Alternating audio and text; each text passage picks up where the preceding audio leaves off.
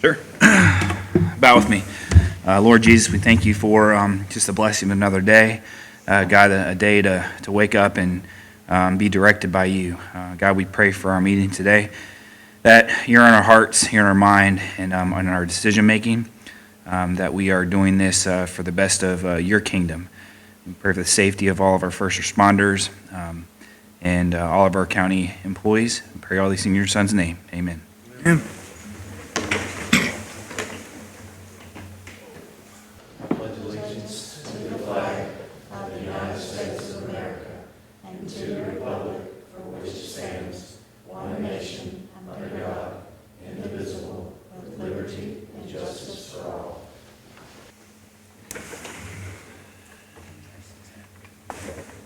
All right, we'll go ahead and call Marshall County Fiscal Court to order, November 19th, 2019. We'll go ahead with guests. I see Russ Litzinger sitting back here. How's it going, Russ? And Ted Otis is here. We're going to update the court on the judicial building and what's been done the past several months. Brad, do you want to?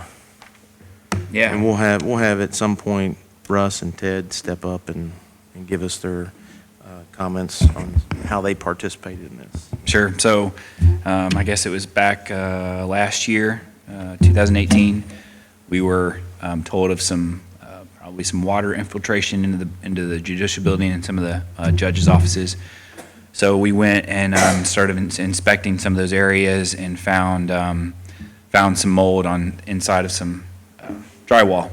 So at that point, our biggest concern was the employees and the health concern that there was there for the mold. So we had Otis come out and do a air quality test and actually compared that to one that was done by Summit in 2012 and noted, and yeah, mold was present, but we found that it wasn't a health hazard for employees.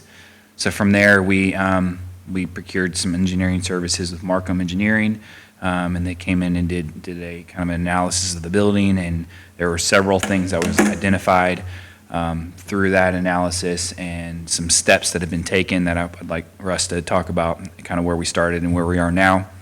I also wanted Mr. Otis to kind of go through the air quality report so that you all understand what it was, what they found, and what they suggested. One thing that why we're bringing this obviously to you all is because this has a budgetary effect, and we've overspent already on our maintenance line items. Some of those expenses are going to be reimbursed. The AOC reimburses about 80% because that's what their occupancy of the building is on some of those non-recurring charges. So the mold remediation, the engineering services, some of the things that we did with the air balancing of the building, those are all reimbursed at 80% of those. But moving forward, I think it's prudent for you all to understand the what's been done from day one since we knew about the issues at the Judicial building and how far we've gone from there till today. So, Judge, I don't know if you wanted to get into that letter that we received. Until we hear back from them, Sure. I'd say So update them at the next court meeting. Yep. So Russ Litzinger with Markham Engineering.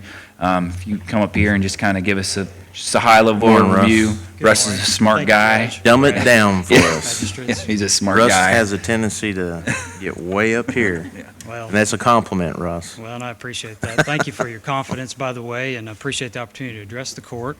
So just very briefly, we got engaged at the end of February of this year to come in and evaluate the facility and did a fairly high-level evaluation of things, looking at some of the common themes that tend to lead toward mold proliferation in buildings, at least in our experience. And so a couple of things that we observed in February is we noted that the building was operating at a net negative, meaning we were exhausting more air out of the building than we were supplying in terms of ventilation to replace it, about to the tune of 3,000 CFM to the negative, thereabouts.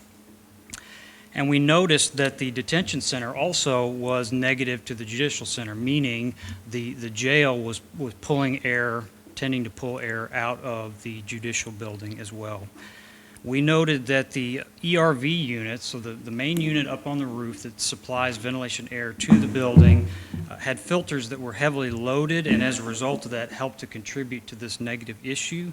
And then more fundamentally, that unit had a design basis that allowed it to be capable of producing air that wasn't of an appropriate quality when we get into very high, very humid conditions.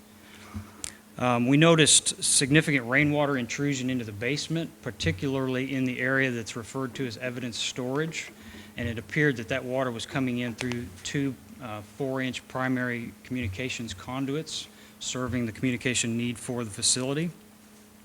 And then we noticed some miscellaneous hydronic and condensate leaks. That's the piping that serves the individual terminal units throughout the building. That was not very significant, though, more tangential. We notice also that the building where it has brick veneer or CMU veneer, that there are weeps and vents provided. Weeps being a hole near the bottom of the brick assembly that allows accumulated moisture to drain out, and then vents near the top that allow that drainage plan to appropriately dry. We noticed that those had all been sealed off as a rule, and so that was curious to us. We noticed that there were quite a few, what I'm just going to generally classify as voids and discontinuities in the envelope. So things that would be evident to most people is if you look at where we have window glazing that's installed in a wall envelope, where the glazing has a rubber seal that seals around the window for moisture protection. Some of that sealing had become delaminated. Where we had points of corners where we've got alucobond joined together. Some of those seams, due to age and time, had some differential settling and had opened up. So that was a bit of a concern. And then we also noticed with the digital control system that controls the overall HVAC system, there were some communication issues at play. So based on all of that, we made basically 5 big recommendations. The first was to resolve the rainwater intrusion issue down in the basement, and Gary and his guys have done yeoman's work with that. There's been a lot of investigation done, some digging. We've worked with AT&T and the various suppliers. I think we all feel confident at this point that we've got that issue successfully addressed. So that's a good point that we've made, I think. Regarding hydronic and condensate leaks, this continues to be a bit of a sore subject, I think, and where we're at right now is looking to make sure that the units themselves, the ductwork that they serve, are appropriately cleaned by a NADCA certified contractor. Following that result, we'll look back at this condensate leak issue to make sure that those two are successfully addressed. We noted we needed to correct this building pressure issue that I've described, this volumetric offset. And so we did a ventilation analysis back in May in which we revised the ventilation delivery requirements for the building to meet current code. And then we had contractors report to the site to make those adjustments. And when we did so, we also took into account the amount of air that the detention center was pulling off of the Judicial building, so that the Judicial building itself can continue to operate at a net volumetric positive. In other words, if I might speak with some vernacular, all buildings leak. That's a reality. So the choice is, do we want the building to leak in or do we want it to leak out? And we always want to choose a small amount of outward leakage because we can control that to some extent. So we've got that successfully addressed. So that's a good thing. We noted to resolve some controls issues, and a part of that, the court elected to go above and beyond, and I think it was prudent in that we addressed the controls issues related to just age of the system, but we also went in and installed active humidity sensing at every floor within the building and also at the ventilation unit that's in place currently. So now we have a system in place that will generate an alarm anytime the humidity level at any floor or any of the courtrooms rises above an appropriate range. We're going to get an immediate alarm to advise us of that issue. So I think that's a big help. Big picture, that ventilation air unit up on the roof still is probably not the best fit for the application. So we've noted that, and again, it's not something we have to do on an emergency basis, but as soon as it's prudent, it's going to be advisable to replace that unit with a unit that provides active cooling. And so that's sort of a long-range goal, I think, for the project itself. Regarding envelope issues, we have largely, again, Gary's guys have done great work, have largely opened up all the vents and the weeps on the exterior envelope as per the architect's recommendations. So that's going to help dry out that building envelope assembly, which should help a great deal in mitigating the potential for mold proliferation again. And then they've also, I think, largely completed their efforts to seal up all the evident cracks and voids and discontinuities on the exterior of the building. So we're making great progress. Following that, we've, Mr. Jeff Steen came through. He is Assistant Director of Emergency Management at Murray State, and he made 2 additional recommendations above and beyond what we offered, both of which I think could only help. Just offer them here. He noted we should add some dehumidifiers to those spaces downstairs. I think that's prudent. He also noted that he recommended cleaning all the ductwork, the coils, and the air terminals. And when I'm describing air terminals, I'm talking about the grills up in the ceiling, such as this device as an example, is getting rid of all organic materials that are contained within those systems themselves. And as I understand it, Brad is working on preparing a proposal request to get that work secured. So that's a pretty brief overview of where we're at to date, but I certainly want to open the floor if anybody has any questions.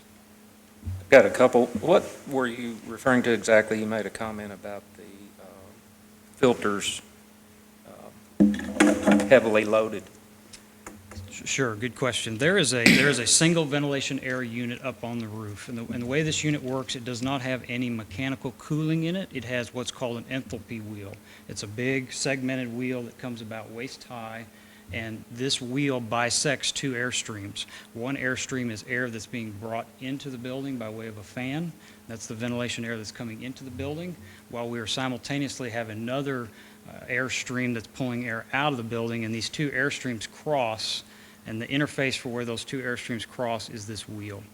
And the idea here is that, like when we take the season we're in now in heating mode, I'm trying to take excess energy out of the air that I'm exhausting and introduce it back into the airstream that I'm bringing into the building, this idea of energy recovery.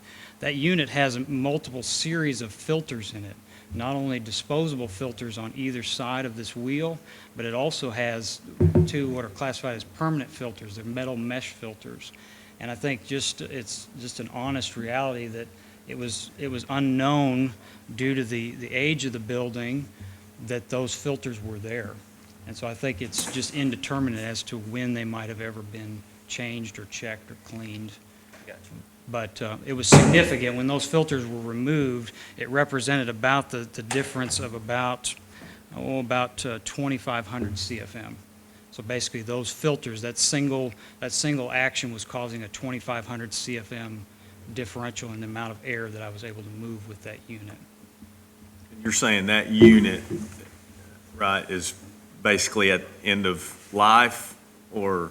It's near end of life. If we went by ASHRAE guidelines, that's the standard society that sort of kind of guides our industry.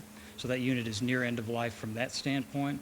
It also, because it does not have mechanical cooling at its basis, it is difficult for that unit to produce air of an appropriate quality when we get into some of these, hot, humid days that we get into in midsummer. So the next unit needs that? That would be our recommendation, absolutely. Absolutely. I just have one more question. The humidity alarms that you referred to, is that permanently installed, or is that some of your equipment just They're used? permanently installed, Okay. and what we did, just so you know, so there were thermostats installed throughout the facility for each of the various thermostatic zones. We have replaced those thermostats with new thermostats that have the humidity sensing component in them. So if you go over to the building, you can kind of get a sense of where those are at just by seeing a newer vintage thermostat on the wall. And what we tried to do is strategically place one at each of the 4 corners of the building at each level.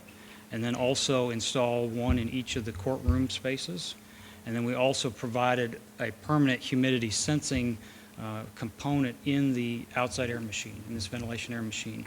And the idea is if that air quality that's coming out of that unit ever gets out of bounds, we're going to alarm and we're going to shut the unit off, so as to be proactive about, preventing such an occurrence from happening again.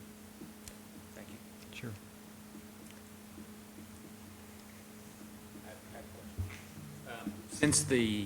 Since you've undertaken these remedial measures, have you been able to do any testing to see if the mold level has been affected by these? And I think I might let Brad speak to this. Yeah, I think, so far we've done 4 total air quality tests. One was done in 2012, as I said, Summit did that one. That's when the exterior an application was put on for basically a vapor barrier on the outside of the split block. Since then, we did one in August of 18. That was the first one that we wanted to determine, make sure that there was no health hazard. Before they did the mold remediation in the offices, we did like a baseline again. I believe that was in the beginning of October. And then immediately after the mold remediation, about the mid-October timeframe, we did another air quality test. Those tests were only done in the offices that we did mold remediation. And Mr. Otis, if you could speak to maybe the first initial air quality test you did, and then the ones preceding those. Sure, yeah.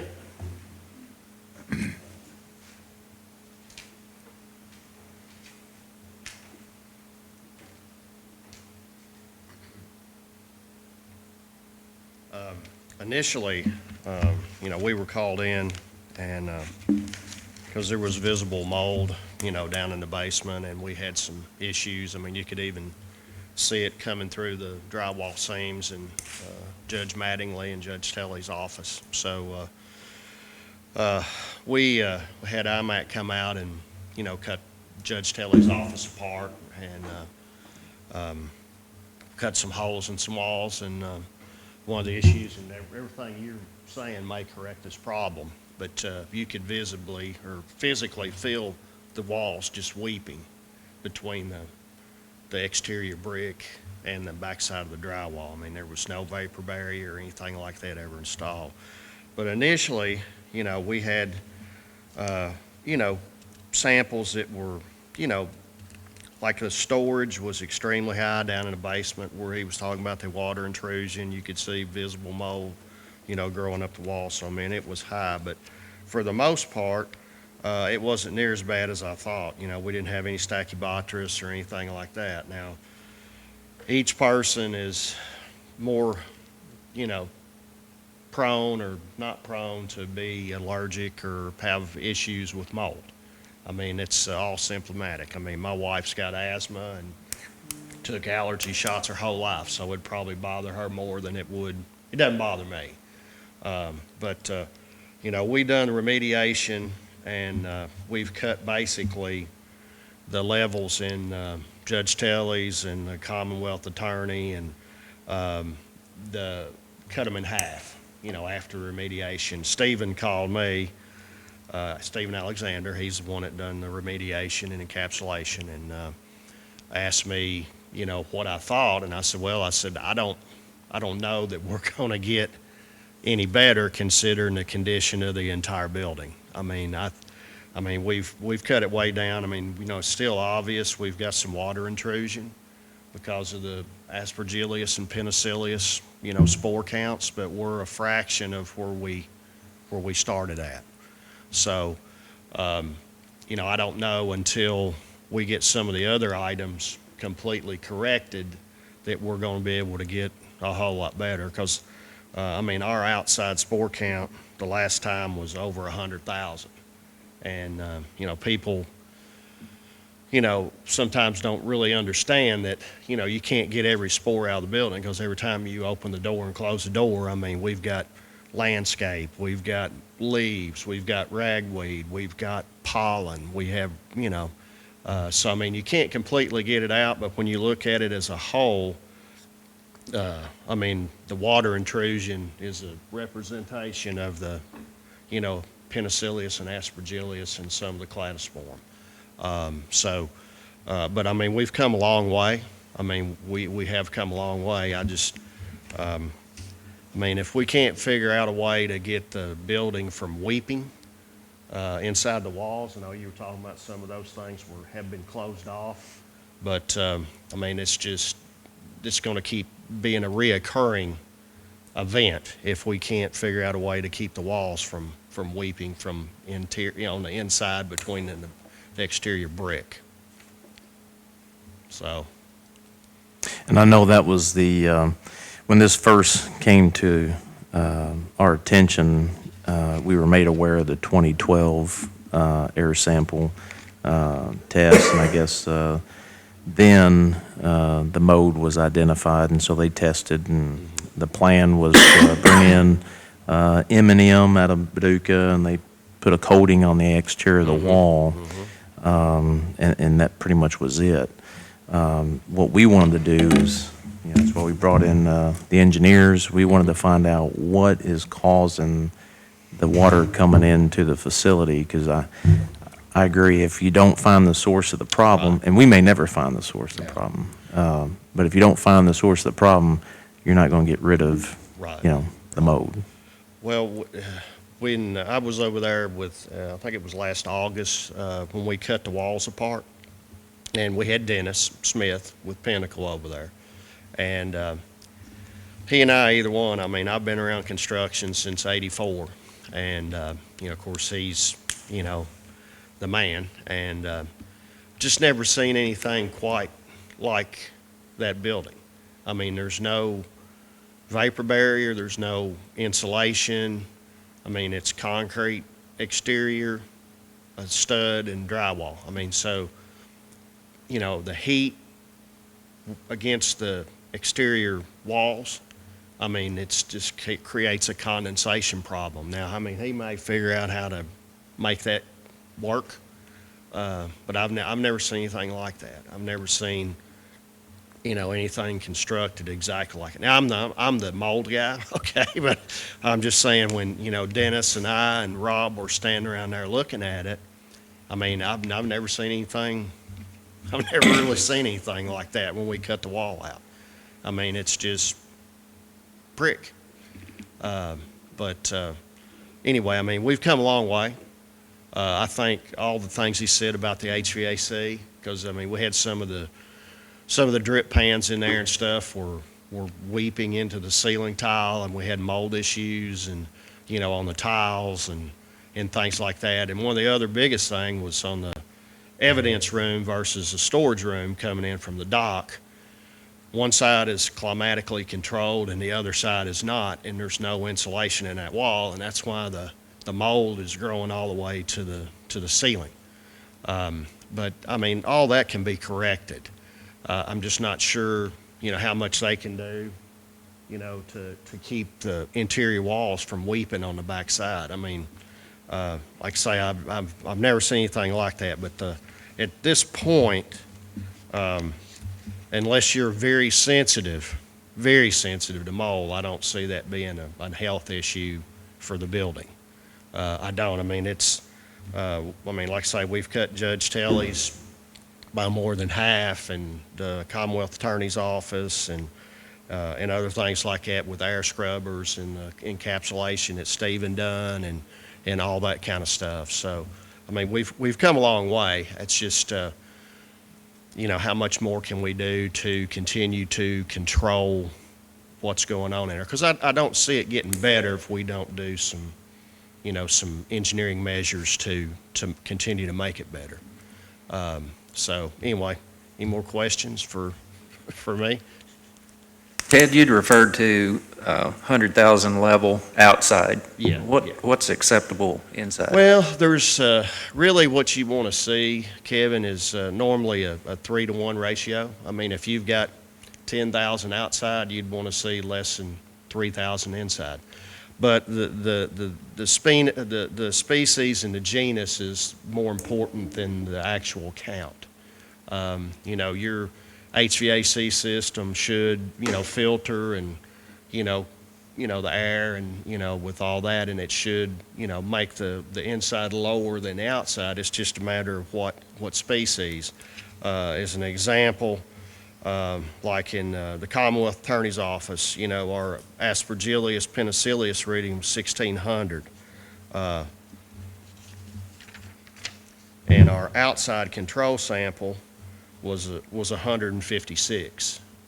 So even though the spore count was higher outside, much higher than it was inside, it's the Aspergillus penicillius, those spores are indicative of water intrusion.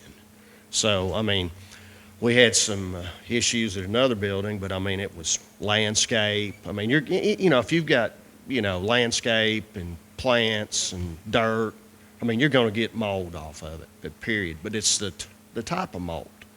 And so, I mean, it still shows me that even though we've cut probably levels by half or 2/3, we still have water intrusion. We still have some mold issues within the building.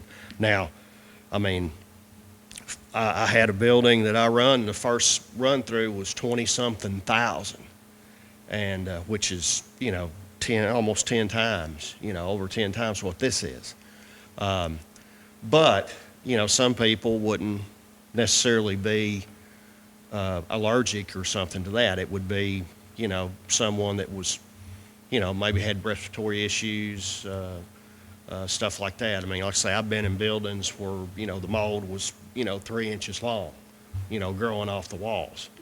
And, but it's indicative of the person as how much allergenic reception that they have to that. But by and large, I mean, it's obvious, and we all know that we do have some mold issues in there with water.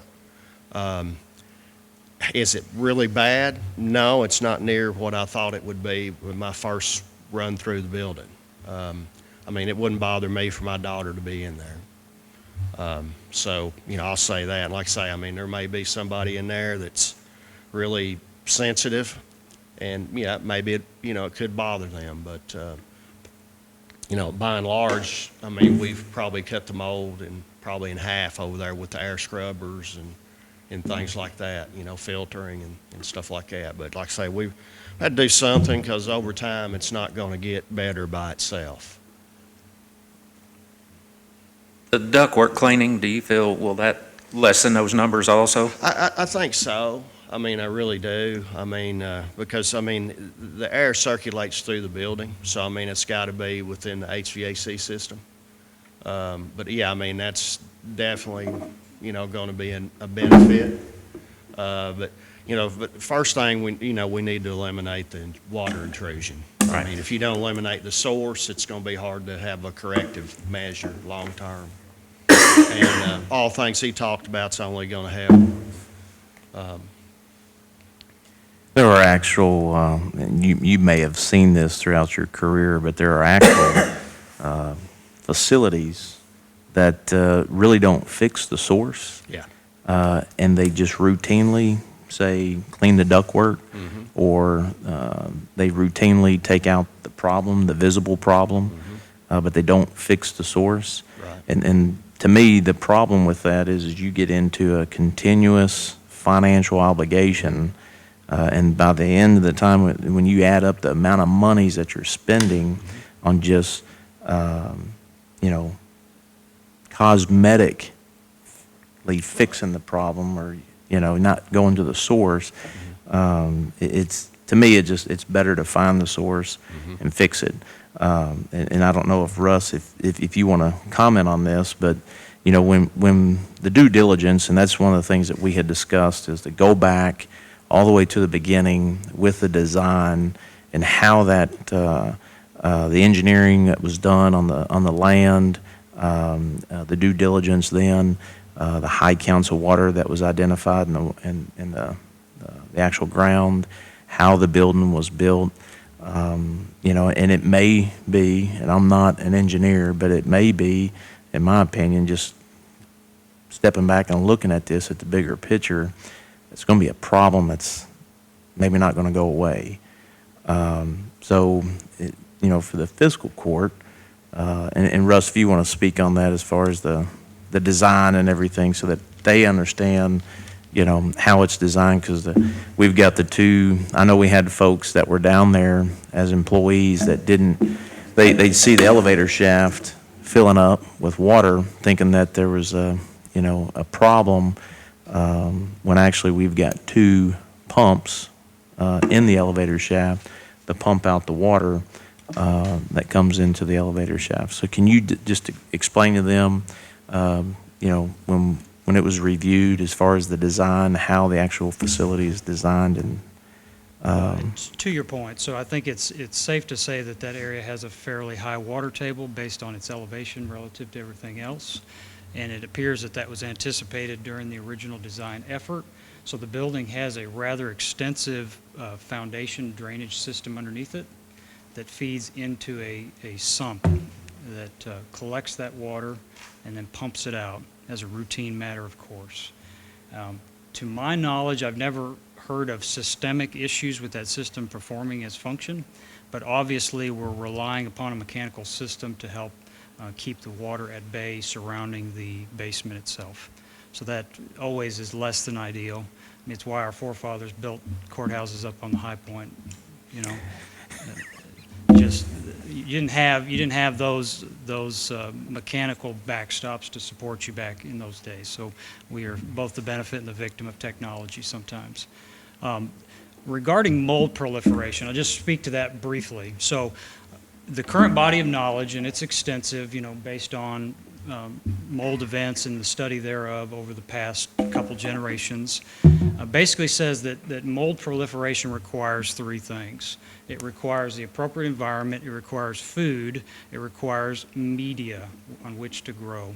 And current research would suggest that before you see mold proliferation, in other words, before I can go down in the evidence storage room and see mold growing on the wall, I've had to have had at least 30 days of localized relative humidity on that source above 80%. So basically, it represents not a snapshot as much as it represents a more foundational issue at play that ultimately culminates in visible mold proliferation. So when we're diagnostically trying to evaluate mold proliferation and why are we there, we always go back to those three fundamentals, and we're trying to remove those fundamentals from the equation. So just as anecdotes, but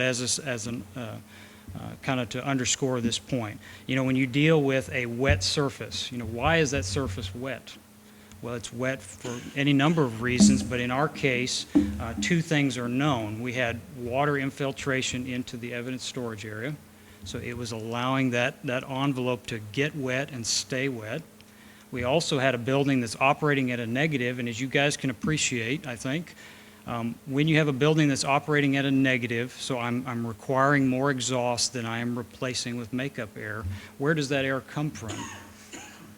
Right, it comes from the exterior, and it comes through any crack it can find its way in. Okay, and the air outside, is, especially as compared to our conditioned environment, is not appropriate, and it is highly charged with moisture, particularly in our summer conditions. And so that moisture, then, we create a moisture drive situation. I'm basically encouraging that moisture to come in the building when I'm operating at a negative. So that's why we start as a point of order of addressing those sort of fundamental issues. Regarding the issue of food, that's where we get into the duct cleaning piece. That if I remove all the media with which mold can grow, if it can't attach and adhere, it becomes difficult for it then to reproduce. So where we're heading with all this is we're trying to get down to that root source, to Judge Neal's point, is keep attacking those fundamentals, knowing that we're doing the best we can based on current science and knowledge of the subject to get to the root cause of the issue. Did that? Yes, thank you. Yeah. And then the cost, if you want to just update the court on the cost, the potential cost, and moving forward on that. Yeah, so as you all know, we have, again, 80% of the operating costs from the prior year that they reimburse for this year. So we're basically operating a year behind because they'll take a look at our expenses. So this next year will probably go up because our expenses have gone up. But regardless, we have about a $30,000 line item that we were just spending in maintenance, and we're about $30,000 over that right now. Again, some of those are reimbursable, so we're going to get some of that back, but some of it we're not. And some of it we're just going to have to eat. I will say, the ductwork cleaning, I just prepared that RFP yesterday, and I have some people looking it over, and we're going to submit it to the accredited companies that do that ductwork cleaning. But it's not only the ductwork, but it's also the registers that you see all the way up into the air box and the coils on each unit. So I think that's gonna contribute to a significant increase in air quality. But also, so that will be something that the AOC will reimburse their 80% of. They did say that they would provide 100% reimbursement of an employee to go down there for 20 hours a week. So they've basically given us the go-ahead to hire a county employee that they will reimburse 100% of to be there 20 hours a week. Because I know the maintenance crew spends a lot of time down there, and one of the things that we've learned is automated building concepts that came in and did a training on the unit, the computer system that works the temperature control of the building. It almost needs to be looked at daily to make sure that there aren't any of those alarms, that we don't have anything red flag coming up. And this would allow that person to come in, make sure that everything's running smoothly, and if there's any changes in scheduling. So one of the things that we're working on with Judge Jameson is a schedule of the building, so we can set a weekly schedule so they know when we have occupied space and non-occupied space, so we know when we need to heat or cool each space. And if that schedule changes, this person can go into the computer system and change that schedule. So those are going to be some things that we're looking at initially, and I think, but this next thing is the duct work cleaning and getting that taken care of. What about the second part? He had mentioned in that particular piece, two things, the dehumidifiers as well. Yes, Is yep. that part of that bid? Yeah, no, that's No. going to have to be something that we look and see. Yeah, I'll have to get with somebody to recommend some dehumidifiers, but that would be the space that is not conditioned down in the basement, that where the evidence was. There's no unit down there, so the suggestion was either control that with a split unit with that would heat and cool the space, or put a dehumidifier in it that would automatically drain out to a drain and pull the humidity out. And I think we decided that just for efficiency, we're not gonna have any personnel in that space. And I even talked to Tim Reynolds and Sheriff McGuire about their evidence room, and I don't believe any of that stuff is going back in that building or in that room. So it would be really janitorial supplies and other storage. So I think we can get by with just a dehumidifier. What about the long-term, or maybe not that long-term, based on what Russ said, but Yeah. that unit?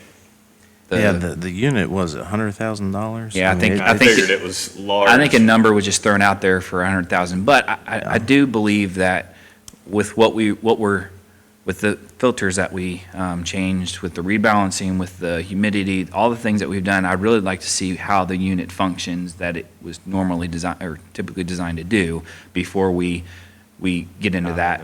Because I think that I don't even, though I believe those ERVs, they don't even make them without the mechanical mechanism anymore, do they? I mean, they're, You could buy them like that. Okay. Definitely, they would not recommend they be utilized in that particular application. so at the point of the building being built, that was what was applicable At to that it. time, when it was built. Yeah, but I think that some things that will help that whole issue, and then we'll just have to approach that next year.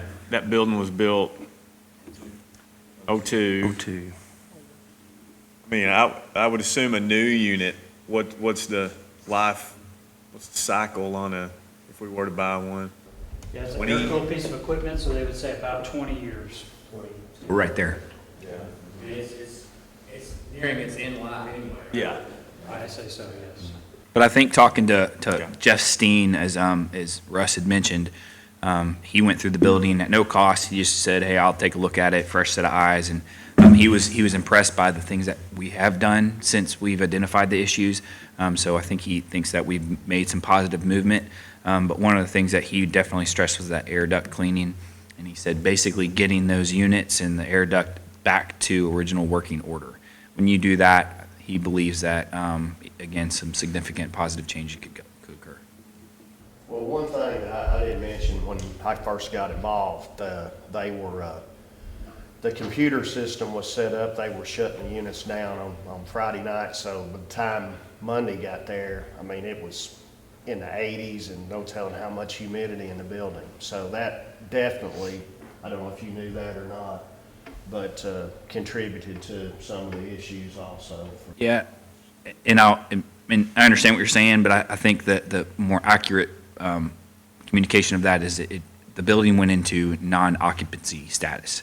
It doesn't necessarily shut it off completely, because that's what people say, oh, it didn't run all weekend. Well, that's not accurate. It's running, it's just not running at an occupancy. And I can't get into the weeds of it, but when you talk to the automated building concept people, they'll explain to you why you do you set it to occupancy and non-occupancy throughout the week. Even from a courtroom, a room this size would be functioning at when we're not having court or when they're not having court down there, it'd go into non-occupancy. So the humidity and the temperature would kind of stay at a certain range until we schedule it to come on and heat or cool that space while people were in there. The building down there was, the units that were put in were designed if the building was at full capacity all the time. Well, obviously that's not the case. And in fact, probably is never at full occupancy. So when you try to run the building at full occupancy, as they kind of described it, that's where you kind of start to get into some issues. So I think what we've done is addressed a lot of those and with the computer system, and I think we're probably at a better spot today than we were. Well, shoot, when was that when we met with the ABC guy? That's the first time we ever saw the computer system run. We didn't know what it did. So, I mean, that whole time we didn't, when the building was kind of taken over by the maintenance crew, we didn't know how it functioned. So it wasn't until then we really knew what that system did and what it was designed to do.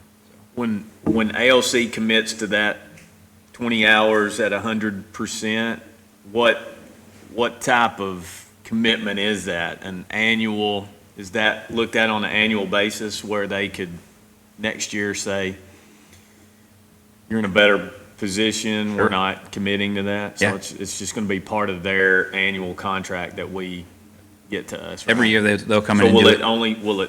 will that particular part start on the new contract then in 2020, or? I think it would What's be the- I would say it'd be immediate.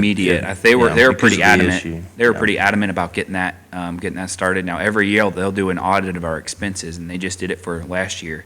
And so they'll base our reimbursement based on the previous year's expenses. That'll be, they're adamant about, they want that 20-hour person, now.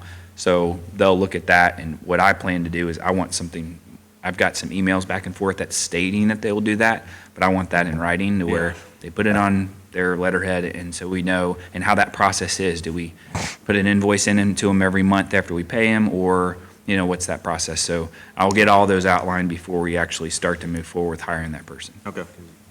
And I think it's important to understand, because a lot of folks don't understand. They just see the judicial building, they think it's our responsibility for everything. ALC occupies about 80% of the employees in the facility.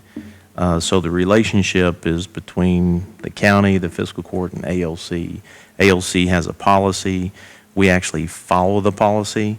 They have a representative, and then that representative communicates with our representative. We've identified Brad as the county's representative. And the reason why that is because as we work together on that 80-20% relationship, we want to make sure that they're informed as far as what we're doing, and then they have that line of communication to us. Now, I will say this, in the years past, we communicated to that representative but then it's that representative, that ALC representative's responsibility to communicate that to the 80% of employees there, that those employees are not the fiscal court's responsibility. So that's why we have that policy in place. It's a lot better today, and so I think the communication is getting better to the state employees as far as what's going on and what has been going on.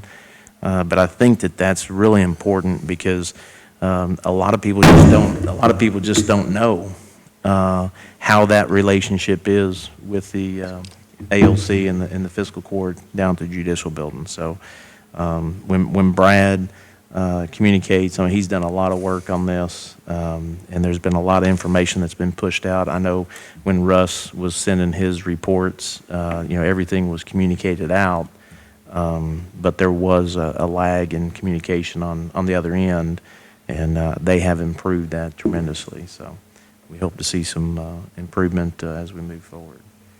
But that's why we presented this, to give you guys an update. There is a financial piece to it, and Tim and Russ, Ted, I'm sorry, I appreciate.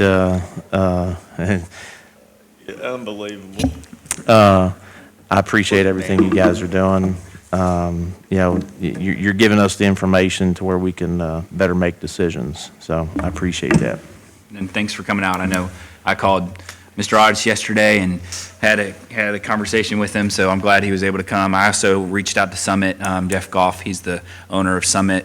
He wasn't able to be here today, but he's provided me with his email or his cell phone number, and he's actually reviewing the one they did in 2012. So if you wanted that number, if you wanted to reach out with him or even have him come to court and give an update, he'd be more than happy to do that. So I appreciate you guys coming today. Thank you both. All right, we'll move on to item A under correspondence. I'm just going to read this to you. This is from Hope Clinic, Healthy Options for Preparing and Empowering. Dear folks, we here at the clinic have realized long ago that we are not alone in the work we do. You have been a real blessing to us through the years, and we greatly appreciate all you've done, and we are grateful.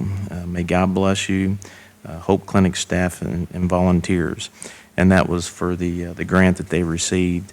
And if most folks aren't aware of Hope Clinic, definitely get involved and volunteer.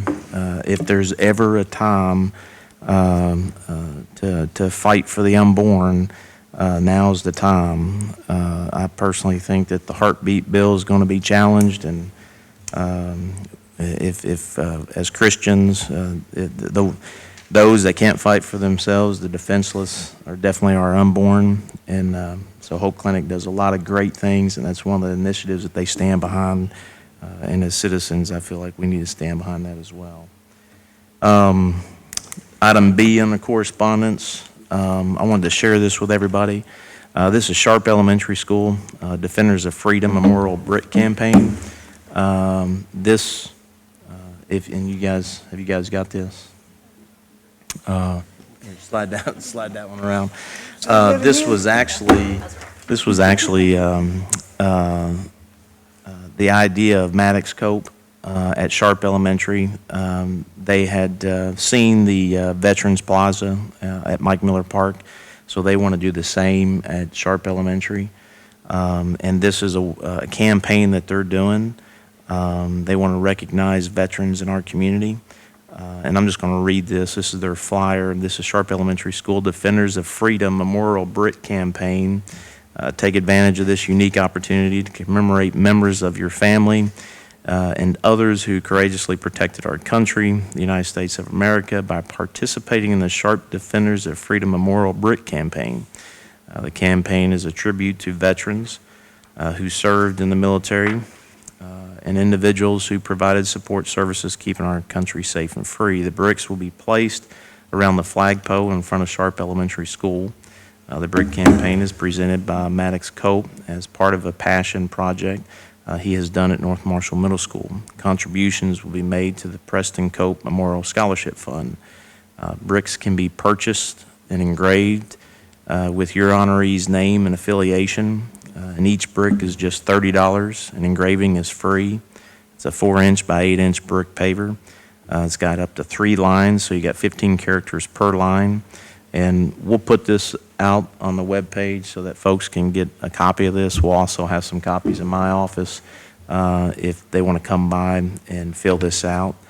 And I thought there was a deadline December 2nd, but I don't see it on here. But for those that are interested, this is the campaign, and I'll have the flyer put out there for everybody.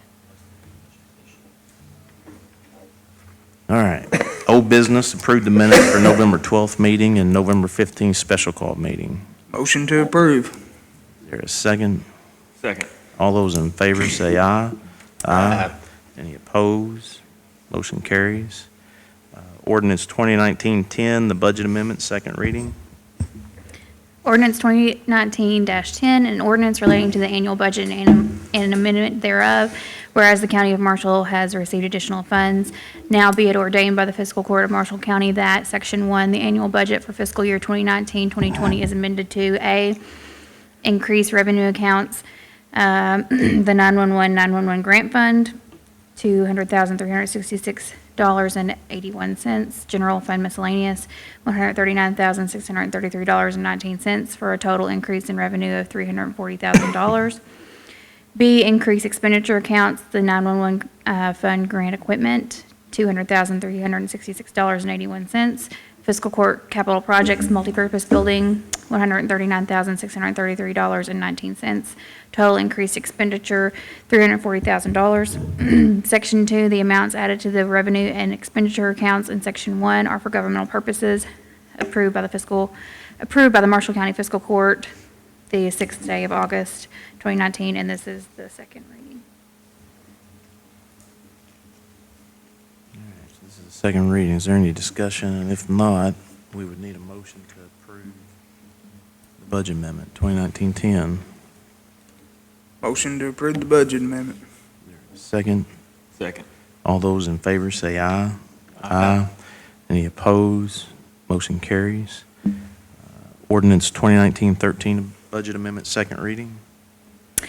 An ordinance related to the annual budget and amendment thereof, whereas the County of Marshall has received additional funds, now be it ordained by the Fiscal Court of Marshall County that Section 1, the annual budget for fiscal year 2019-2020 is amended to A, increase revenue accounts, insurance proceeds, $32,180.99. State-funded paving projects, $356,683.84.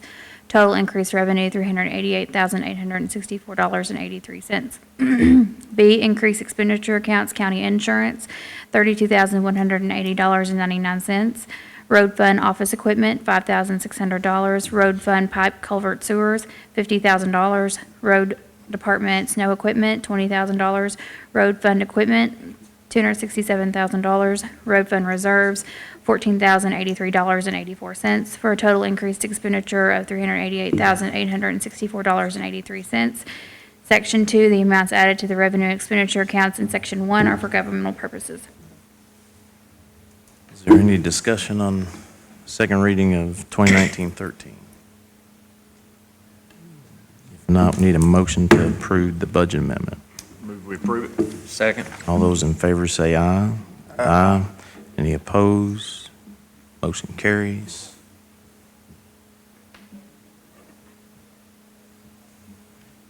Move on to new business. Before we get to new business, I meant to put this on here. I'm just going to give y'all an update. Wednesday at the PAC roll meeting, I'm going to be presenting a grant application for $45,000, and that is for redundancy for internet out at Southwest 1. And so the IDA is actually having a meeting right now with utilities. They're having a utilities meeting, but if that is approved by PACRO, then they're going to start running additional fiber to the site. One is going to benefit the current Allied customer that's there that relies on internet, and then two, it'll definitely be a tool to promote the site for when Josh is out putting it in front of potential customers to show that we have that redundancy A great example is the '09 ice storm, when some of our businesses in the area lost total power and they had no internet. So a business that runs quite, I'd say, 80 or more % of their businesses off of internet service, they desperately need that. So I'll let y'all know how that goes. I don't foresee any issues, but we'll be submitting that Wednesday. New business, the animal shelter donation account. There's about $30,000 in there. We sat down with the auditor about 2 weeks ago. The best way we see to fix this is just to run those monies into the general fund so that the treasurer can see those dollars. So we put this on here so that the court would take action just to move those dollars into the general funds. That way, as they come in, the treasurer's office will see those, and that will fix the audit. Basically, putting the fiscal court over that account doesn't fix the problem because the treasurer's office, when they don't come into the general funds, those dollars technically aren't seen. So that's what they recommended, and that's the easy way to fix it. To add a little bit to that, I spoke, Micah with the state auditor's office, he's actually in-house, he has been for a couple of weeks doing the 2019 audit, and his associate John, and I spoke with John a little more yesterday after we talked, and he actually thinks that, that it might be best for it to have its own fund, instead of going in the general fund. It just needs to be brought into our financials, into the fiscal court's financials, whether that's in the general fund or as its own fund. Currently, it's not reported with our fiscal court financials, and that's the goal of the reason that we've been having an issue on the audit. It needs to be in the fiscal court financials. So whether we do that in the general fund or its own fund, either way. It needs to come through the fiscal court. Yes. What's that money been used for in the past, typically? All kinds. I mean, they use it Any for General operating, I mean, whether it be paying the vets. maintenance on the building, Supplies. Supplies. food, yeah. They have some vehicles, leases that they're paying out of that fund. We just had I don't know if she was a resident, but we had a lady that left about several $1,000s to the animal shelter. So it's one of those situations where we don't want to turn away monies that people are wanting to give or donate, but it's just the right way to funnel those monies in. So, yeah, to be clear, it's not like, what we hear about on the state level with lottery money going into the general fund and then who knows where. It does not go to what it is. We are simply saying, what you're looking for us is that reporting comes through the fiscal court versus what it has, or the Right. treasurer's office versus We're going to what have it to has. and we'll have to have a budget amendment once Yeah. I'll get a final total amount that will have to be amended into our budget. And I think that's part of the reason, as far as what you're kind of getting at, that John suggested it have its own fund, and that's Yeah. so that it doesn't get mixed up with other general Yes. funds or other funds to other, people donate because they want that money to go to specifically to the animal Exactly. shelter, and the way to keep that money separate is to have its own fund. Okay. And I just want to add, it's like hitting a moving target with auditors, because, here we just had the auditors on our 2018 say, do it this way, and then the state auditors are say doing it this way. To me, whatever we got to do to make sure that it's accountable and it's seen the right way, apparently having the fiscal court managing those dollars wasn't enough. So hopefully this will fix this issue. So they're like From attorneys. 15 years actually. of banking, I totally understand that. Yes. So the decision would be for the court is, do you want that to stay in its account, but then it's managed by us? Is that right? Comes through, so that they got the. Right, so I think 'cause the it's in- option there it's is in- to bring it into our financials, or it needs to be completely separate, as in, you guys shouldn't be on the board anymore. It's the understanding from the way that it's always come on the audit. It needs to either be completely separate or it needs to come into our financials. The auditors lean towards it needs to be included in our financials since we have control over what's being paid. I'm the check signer. I write the checks out of the account.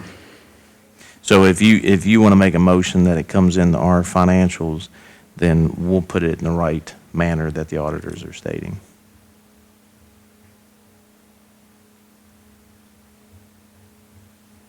Does it need, I mean, does the motion need to state that it is not going into our general funds, or is that self-explanatory? I mean, what's the, That it can't be used for,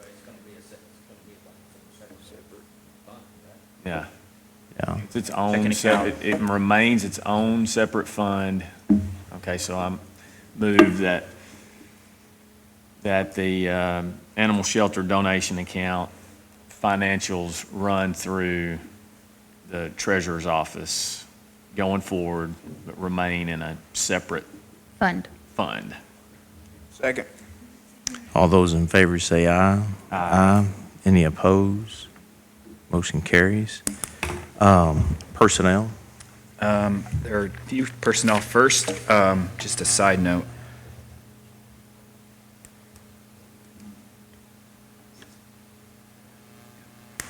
First, I just want to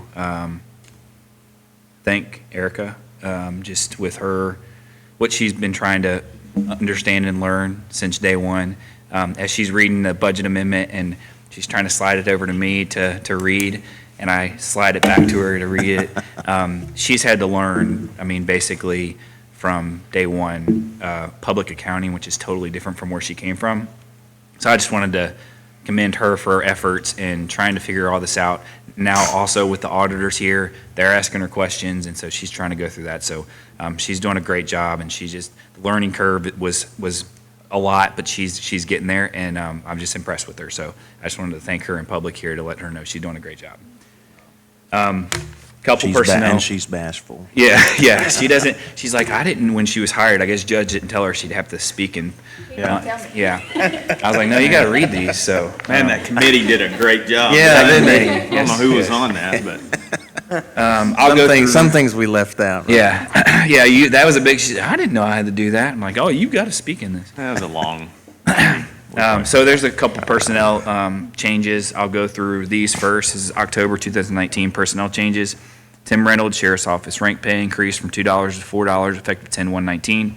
Dan Duke, County Clerk's Office, wage increase from $25 to $30 per. Tim York, effective 10/4/19. Larry Simmons, Deputy Jailer, full-time new hire at $20.19 per hour, effective 10/11/19. Adam Weinbarger, Deputy Sheriff, full-time new hire at $19 per hour, 10/16/19. Robert Mack, Animal Care and Control, part-time new hire, $10.55 per hour, effective 10/19/19. Adam Norwood, Court Security, part-time new hire at $9 per hour at 10/18/19. Lindsay Faith, Treasurer's Office, part-time new hire at $12 per hour, 10/28/19. Caitlin Jones, Deputy Jailer, part-time new hire at $13 per hour at effective 9/27/19. So those are just for your information. Question. And, well, I'm just thinking, then they're all within Budget. budget. Yes, sir. Okay. Now, these are different. These are, and I'll do these as we can do this as one motion, or if there's discussion on individual ones, then we'll have to kind of go back. But these are 4 wage increases. First one is for Morgan Lemaster at the Park, Administrative Assistant. Wage increase effective 11/1/19 to $12.15 per hour to $13.75 per hour. That's within the pay range and within her skill set she's developed since she started. The next one is for Brittany Heath, Parks Director. Wage increase effective 11/1/19 from $43,031.25 per hour to $49,608. I'm sorry, per hour. That wasn't per hour, per year. Whew, that'd be a big one, wouldn't it? That is also within range of her Department 2 category and her skill set and what she's done since she's been hired. The other ones are for Alexandra Belcher, dispatcher at 911. Wage increase from $13.43 to $14 per hour. She went through the certification and has been a really good dispatcher for 911. The last one is for Nicole Ford, Administrative Assistant at the Road Department. This is a wage increase from $14.96 to $17.96. This increase is for cleaning the building. Mr. Nanny previously cleaned the building, and Nicole's going to take over that responsibility. So that's part of that budget and coming out of from what his pay increase was. Any of those individually go outside the Yes. budget? Okay. Yep. All four? The two parks do, 911 does not, and neither does the road. So with the two parks, we have talked to the Parks Director, and we anticipate an increase in some of the things that she's implemented to cover for those increases. But what we're going to do, as I was telling Judge Neal this morning, we'll let those line items go through the end of the fiscal year, and as they become closer to what they're budgeted, sometimes we over budget in health insurance that, over 15,000, it's easier to move those over. But we're confident with what the Parks Director's done to the increased revenue that she's implemented since she's been there, that'll far cover these two raises. So really, it's just action on those four wage increases that the court would need to decide on.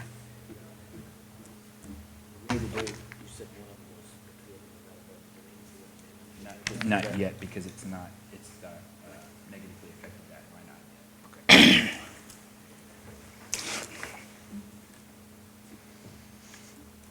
Any discussion?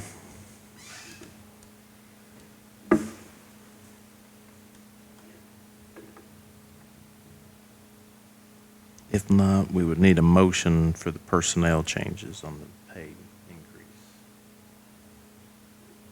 Move we approve. Is there a second? Second. All those in favor say aye. Aye. Any opposed? No. Motion carries. Item C, Treasurer's Training Incentive. That's me again. Okay, previously, Emily has always participated in the treasurer's training incentive. It's based on the same as the elective officials training, and so I'm just kind of seeking approval to pursue that as well. It is budgeted already. You guys did approve it in the budget this year. What this is the House Bill 810 training incentives that we get. What they do is they allow the treasurer, what's been done is we've allowed the treasurer to participate. Obviously, they can't participate in the 810, but we budget those dollars. She goes to the same training. They have the treasurer's conference, and I think next year is the actual treasurer's budget training. But then she just fills out the same papers, brings them back to us, shows that she's got the 40 hours of training, and then we approve the dollars for the training just as we do. So this is done more at the local level so that she maintains her training. As you guys know, as the laws change and how it affects us from a budgetary standpoint, we definitely want our treasurer to be up on to date with the changes in training. But that would be an action by the fiscal court to approve that. And it is budgeted. So moved. Is there a second? Second. All those in favor say aye. Aye. Any opposed? Motion carries. Appropriations transfer. You guys have copies of this. These are all intra-fund transfers, very similar to what we do every month. There is an amount on there to transfer for the transient tax. Unfortunately, my computer has decided to lock up. Let's see. Your all's tablets are probably locked up as well. I feel like it's $30,000-ish dollars. Do you have a printout copy? Can I borrow that? Yeah. When technology fails you, you have to go back to paper. No, you It's just quit. $22,431.11 that needs to be transferred to transient tax to the tourism department. So I need a motion from you guys to do that, as well as the appropriation transfers.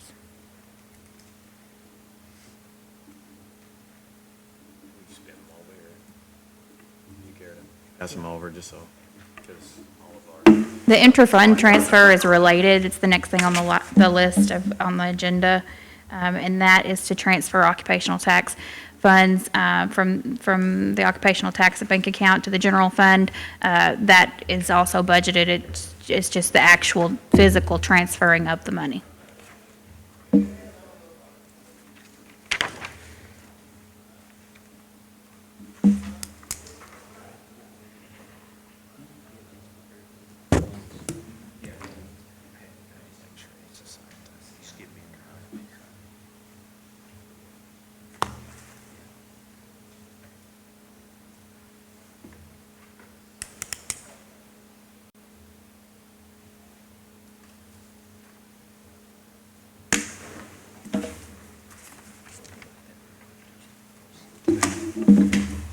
Move we approve.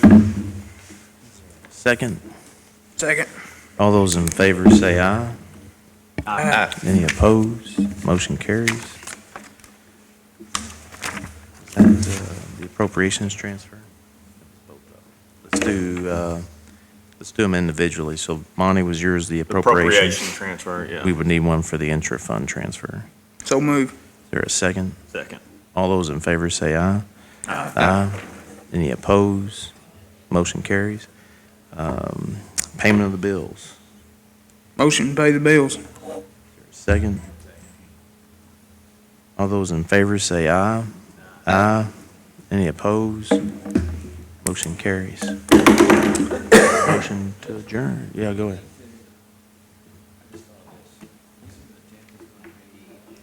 Inauguration Day. Sometimes in the past, that's been designated as a state holiday. Have you heard anything about it? No, December 3rd is what's our list? Do you have one of the computers? We've got our designated dates that we put out. Yeah.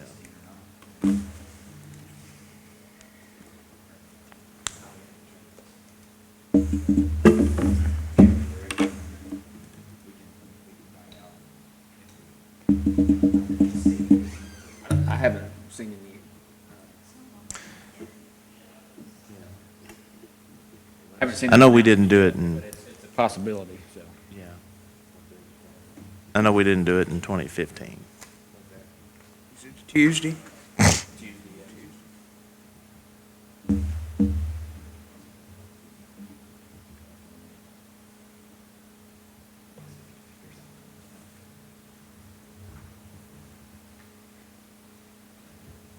I haven't heard anything. I haven't received anything.